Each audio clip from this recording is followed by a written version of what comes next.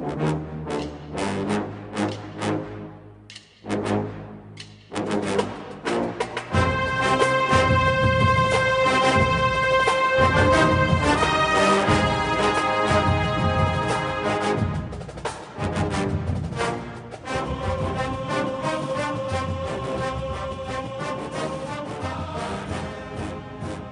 morning, Bucknutters. Welcome to the Bucknuts Morning 5 here on Monday, February 24th, 2020. I am Dave Biddle. Very happy to be joined by Steve Helwagen. Steve, bunch of stuff to get into today. We're going to talk football. We're going to end the show talking some OSU hoops. Bad day for Cardale yesterday. I want to start off, speaking of quarterbacks, looking at Ohio State's 2020 quarterbacks. I find it very interesting to see who you think is going to be the backup quarterback to Justin Fields. But before we get to that, let's start with Justin Fields. He was so damn good as a sophomore this past season, a Heisman finalist. I thought he'd be good last year. I didn't think he was going to be that good. I thought he'd be a little bit more raw than he was. I thought there'd be ups and downs. There was just a lot of ups. He got hurt towards the end of the year, and that limited his effectiveness. My question for you is, what do you expect out of him this year? How much better do you think Justin Fields can be? Because he was so good last year. Yeah, I think what was amazing for him, there were a lot of things. A high completion percentage, very few interceptions. Now, he did fumble the ball a few times, but I think he double his interception total for the season or something, or triple it with 2 in the game against Clemson. It was his only interception game. I think he only had 1 all season coming into that game, and that's uncanny. The guy to throw the ball that much, to only have 1 interception, end up with 3 or whatever that exact number was for the season, to me, that says it all right there. I would say the one thing that I would like to see him improve on is his decisiveness, whether he's going to run the ball, throw the ball, step up and throw it, or step up and go. That's one that your friend Troy Smith, the one that you immortalized in print many years ago, that was one of his sayings, was you either got to step up and throw or you got to step up and go. He was a little tentative at times in the pocket, and I think he erred on the side of, I'm just going to hold this thing and not throw a pick. And sometimes that, was the end of a series or put him, behind and down in distance or whatever. I know Ryan Day would like to see him throw the ball away if there's an issue and not take the sack or make the costly interception. So, just little things, and I think that's something Corey Dennis will be working with him very closely, and obviously Ryan Day will be hands-on as well as the head coach, with a guy who really coaches the quarterbacks closely as well. And I think Fields is a bright guy, a guy who goes into every situation with his eyes open.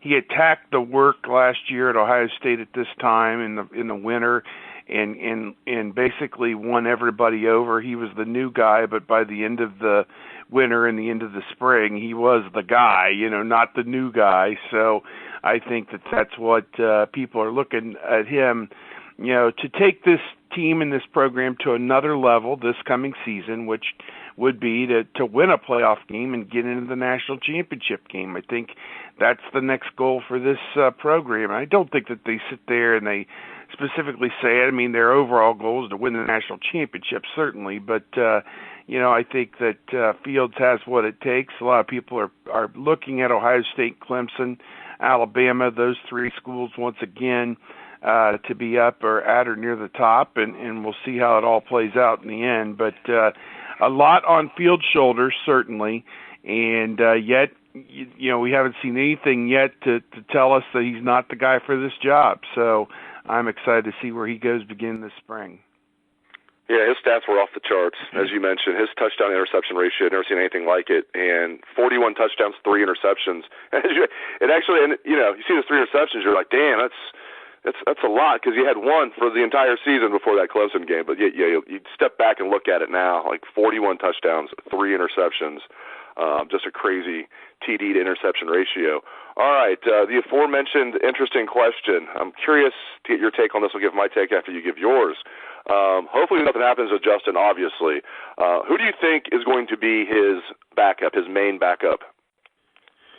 That's a great question. C.J. Stroud is the guy coming in with all the buzz, a national top 50 prospect out of California. Of course, you got Jack Miller, the other guy, who was a national top 100 prospect at one time. Some injuries his junior and senior year kind of clouded what he might be able to do. They were both the Elite 11 last year. C.J. Stroud won the Elite 11 MVP, I believe, so he may have a leg up in this thing. Stroud, to me, is almost the perfect combination of pocket passer and runner that you'd want for this offense. I think Miller can be, provided his injuries don't, hold him back or he doesn't suffer any physical setbacks, and I think that's been the biggest thing holding him back here. He showed up, we talked to him a couple weeks ago on signing day, and he is, gung-ho. He says, hey, I'm going to compete just as hard as anybody else, and he's going to make it a battle with C.J. Stroud, and I wouldn't count Jack Miller out. And it's good that you've got two guys in that class because one of them needs to step forward and probably be the starter in 2020. You got Kyle McCord in 2021 coming in, a current, he'll be a high school senior this upcoming school year. So I think Miller and Stroud both enrolled early, both will be there all spring long. Corey Dennis, Ryan Day, as we talked about it, going to get their hands on these guys and see what each of them are made of. And it is a crucible. There's no question about it. Every day they're assessed on everything that they do.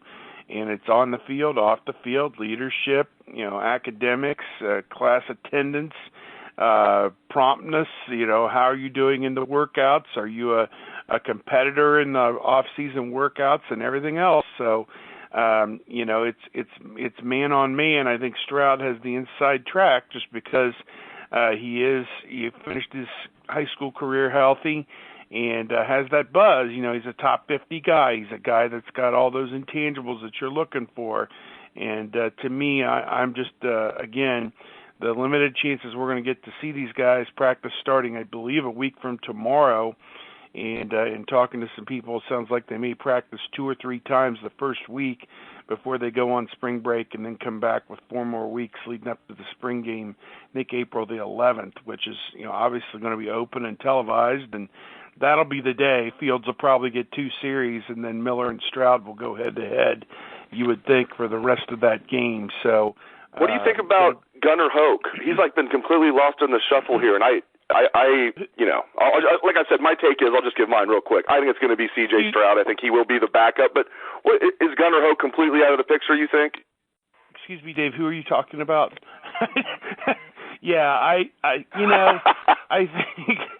think that, as a guy that's got game experience, I think that's where he would come in. And if they got into a tough spot against, say, Iowa or Nebraska, Michigan State, Penn State, Michigan, and let's say Fields gets dinged up, and they don't necessarily feel that Stroud or Miller are ready to go, I think Hoke is an old faithful type guy that you can say, okay, he's at least played. He can receive a snap and distribute the football to somebody and keep the offense, at least treading water until Fields gets back. So that's the role I would think for Hoke. I mean, you posed it to me who's going to be the backup, and in my mind immediately went to those younger guys just because I think you got to get somebody ready for 2021. But at the same time, if Fields was lost for the year in week 2, and God forbid that anything crazy like that would ever happen, Hoke would certainly be in the running to play just because he's played previously. And so, do I want to completely 100% discount him? I guess not. But I do believe, his role is to be there, break glass in case of emergency. But I think the other guys, you've got to get one or both of those guys ready to go for the following year. Yeah, I'm with you. And I like Jack Miller. It's people hear me talk about C.J. Stroud. It's not a knock against any other year. It'd be like, man, this guy's going to be the future. But I love C.J. Stroud. I'll just put it out there. I just think I love his film, and then getting a chance to sit down and, chat with him for man, he was there for a good 25 minutes. I'm just as impressed with him off the field, and I think that's huge for a quarterback. Jack Miller's impressive off the field, too. So we'll see how it shakes out. It's a damn good, quote-unquote, problem to have for Ryan Day. Not a problem at all to have both those guys in the program. But I think it's going to be C.J. Stroud. I want to ask you about running back, then we'll move on to other topics outside of the 2020 team. I think Master Teague's going to be the starter. I'm curious if you agree with that. And who do you think is just going to be the main two guys? I seriously doubt there's going to be three guys that get a lot of carries, but there'll probably be two guys. Who do you think is going to be the main two guys? Think it'll be Teague and Crowley, or do you see somebody else stepping up? Well, we saw more of Crowley this past year, and when we saw him, he was really good. Now, obviously, is he banged up? What's the situation? You got Steel Chambers is also in this mix. So I am interested to see who emerges, who's available. I believe it doesn't sound like Crowley's going to be that available for spring football. But Steel Chambers, both Crowley averaged almost 10 yards to carry this past year. Chambers averaged 7 yards to carry. Granted, they were mostly in mop-up time. Teague was the primary backup, and he had around 800 yards this past year, averaged about 6 yards a carry himself.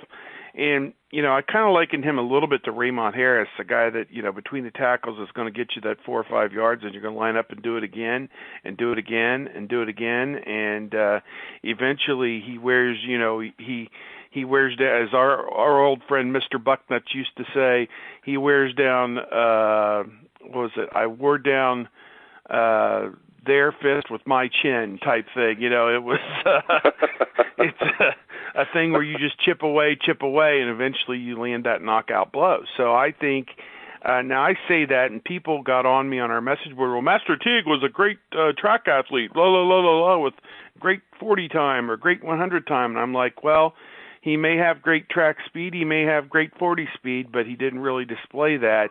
And it could have been a body transformation Mick Marotti thing where they put the weight on him knowing he was going to need to be durable to play the running back position, and maybe he's lost a half step. I don't know, because I honestly didn't follow him in high school to know that he was this great track or 40 guy, but that's what you want to see more of now, is get back to that with Dobbins, eventually became a home run hitter. I think the same thing is true of Master Teague. I think they're just going to refine him and mold him in the proper form to get him to be exactly what they want, which is an every down back. Now, I could see a scenario where he only gets 15, 18 carries a game, one, because they're blowing people out, and two, because Crowley and Chambers are both going to deserve to play. And the forgotten Buckeye in all this is DeMario McCall. Just seems like he's been pigeonholed as the return guy and will not touch ball under scrimmage conditions under penalty of death, it seems. So, no passes, no, old J.T. Barrett sugar sweep, toss to the motion man. They don't use him for any reason on offense, and I've never figured out quite why. But he's a weapon that could come in there at some point as well. But I think it was late in the season in 18, was it? Dobbins and Weber may have both been banged up, and they had to put McCall in the game, and he did pretty well. I think it was at Maryland. So I don't know. I mean, I'd like to see a little bit of him too, but I look for those 3-4 guys primarily to handle the work, and I think Teague and then whoever comes out of it. Chambers will get the leg up because he'll be there this spring. I'm not sure about Crowley, so I guess we'll see how it plays out. Yeah, it sounds like Crowley. I mean, they're hush-hush about injuries over there, and I would do it the exact same way as Ryan Day, so I don't follow him at all, even being a member of the media. If I was a coach, why tell your opponents the injury status of your players and make things easier for them? But the little that has trickled out, it sounds like Crowley, from what I've heard, is going to miss spring, but he should be ready for camp. So get him healthy. He looked good, and I'm with you. I think Steel Chambers is a guy people tend to forget about. Don't forget about him. He's I got a chance to finally talk to him. Speaking of talking to these guys off the field, I got a chance to have a one-on-one interview with him at Fiesta Bowl Media Day right before the Clemson game, and he's an impressive dude, off the field. And he's a big guy. I mean, he could play linebacker at this level. He's a physical guy with speed, so Steel Chambers is definitely a guy to keep an eye on. But I do think it'll be Master Teague and Marcus Crowley will get most of the carries. I'm with you on that. I think Steel Chambers will be definitely in the mix. All right, let's move on to the hardwood. I've been talking a lot about Ohio State basketball on the show because they've been kind of boring. They've been underachieving, but what a huge win yesterday over Maryland. Number 7 Maryland comes to Columbus. You were there covering it as usual, and the Buckeyes a massive win, 79-72 over the Terrapins. Just your thoughts on the Buckeyes picking up that big win, Steve? Well, I thought they played an outstanding game, very good defensively, did not let Jalen Smith, the outstanding 6'10 senior or center, or Anthony Cowan, their outstanding point guard, didn't let either of them achieve anything near what they'd been averaging all season, and really frustrated both guys. And, of course, Cowan, he was assessed a technical foul, and that was his 5th foul with about 4 minutes to go. And that pretty much signaled the end of the game because, Maryland without him is not quite as special. I think Maryland has the potential to be a Final Four team. I mean, they'd won their last 9 games in a row. If they win their next 7, which would be 4 in the regular season and 3 in the Big Ten tournament, I wonder how they'd have a hard time not giving them a 1 seed for the NCAA tournament. But specifically with, San Diego State, Gonzaga losing this past weekend, they're not the pat hands that everybody thought that they were. So I think that, again, this was another huge win for Ohio State. They went through the rough stretch in January, 2-5, but they are 6-2 in their last 8 games.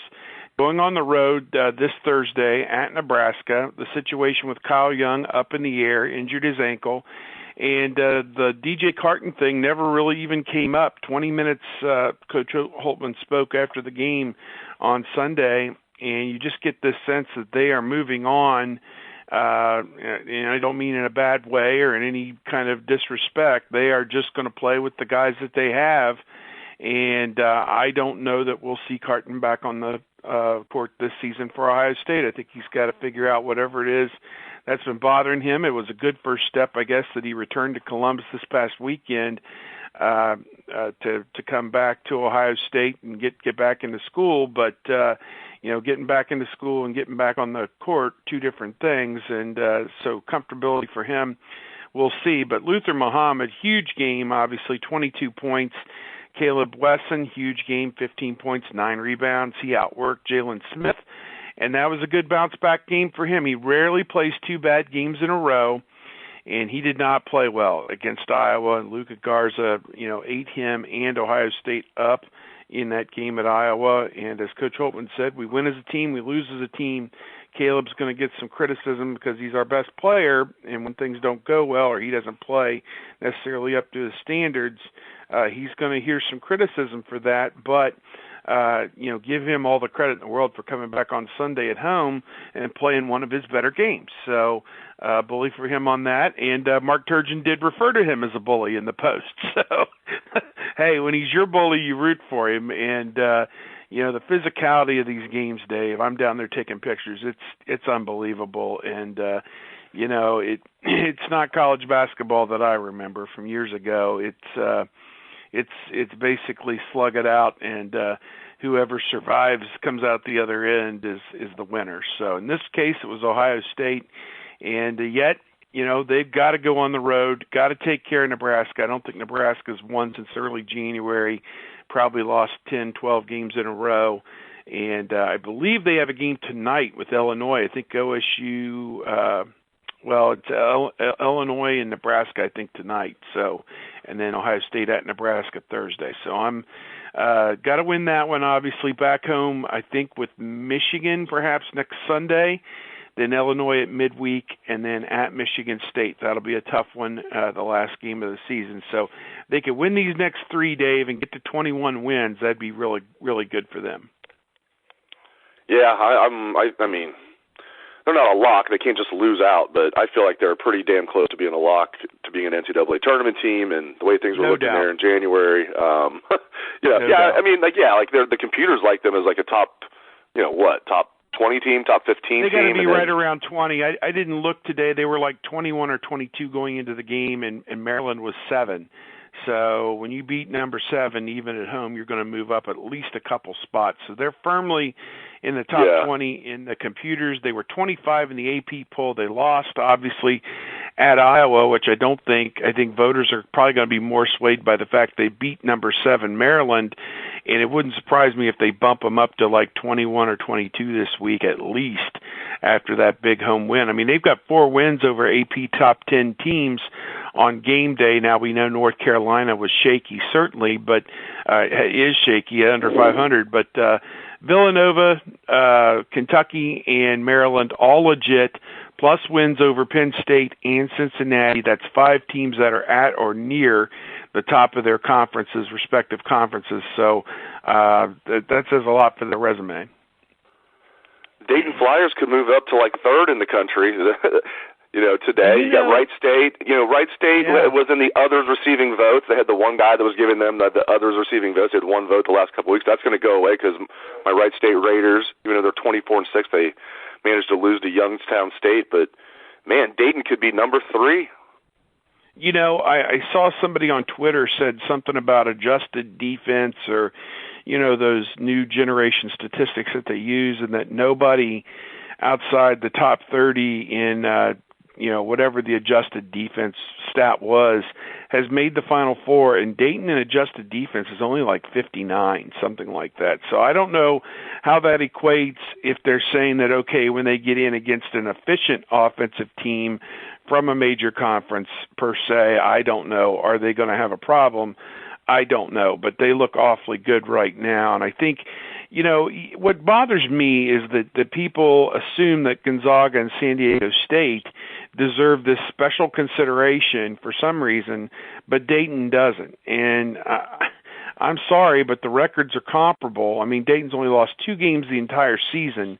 And how do we really know that what San Diego State has played is any different or better than what Dayton's played? I mean, Dayton's 2 losses are to the top team in the Pac-12, or one of the top teams with Colorado, and to Kansas, both in overtime. And Kansas will probably be 1 or 2 today after beating Baylor. So, it's all fun to argue, I guess, about now, and you just hope the committee gives everybody a fair shake when they get into the deliberations and get some fair seating. Right now, I'd say for Ohio State, it's somewhere around that 7 line, to where, maybe they'd get a second-round game with a Dayton as a 2 seed or something crazy like that up in Cleveland. Just say a prayer. So, yeah, man, that would be so cool. So if you win the game, then bully for you, you beat Dayton. If you lost the game, you lost to a great team in Dayton, and now the state of Ohio's got a team with Dayton that they can follow on wherever they go. So, yeah, it's going to be a fun March, I think.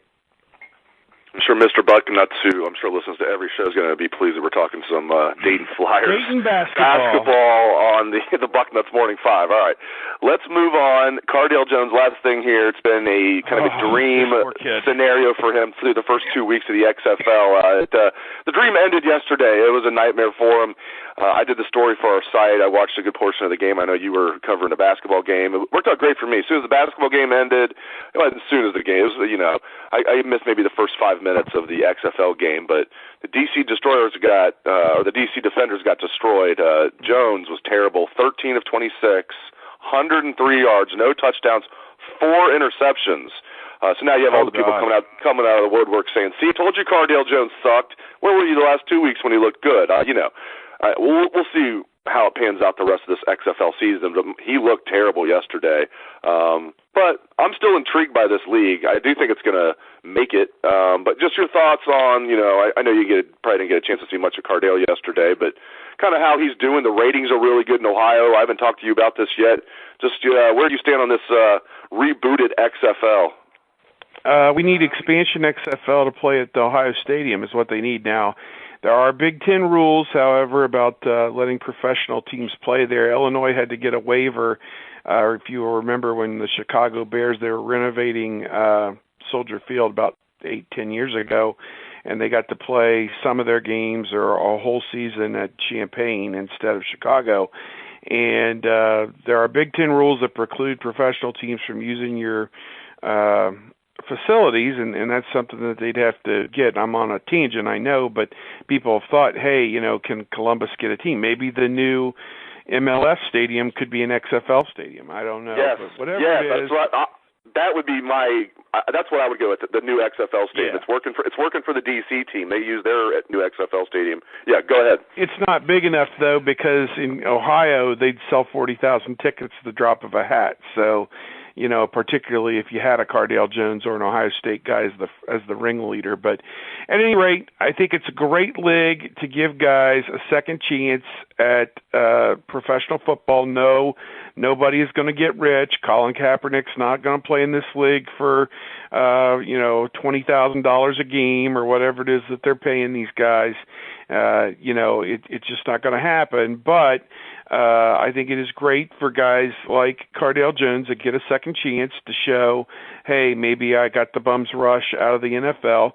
And there's going to be ups and downs. And there's professional coaching on both sides in these games. And I think what people did was they looked at some of the things he excelled with his first 2 weeks, and whoever that they were playing certainly came up with a great defensive game plan, and they executed it, and that's how it works. So would it have been great had he gone, whatever it is, 10-0 and won the league MVP and gotten an NFL contract out of it? Yeah. Could that still happen? Yeah. So let's don't, one bad game is not going to end his professional football career. I know that. And he's going to be smiling and back out there today grinding and trying to get back at it. So let's see how he comes back from this next week.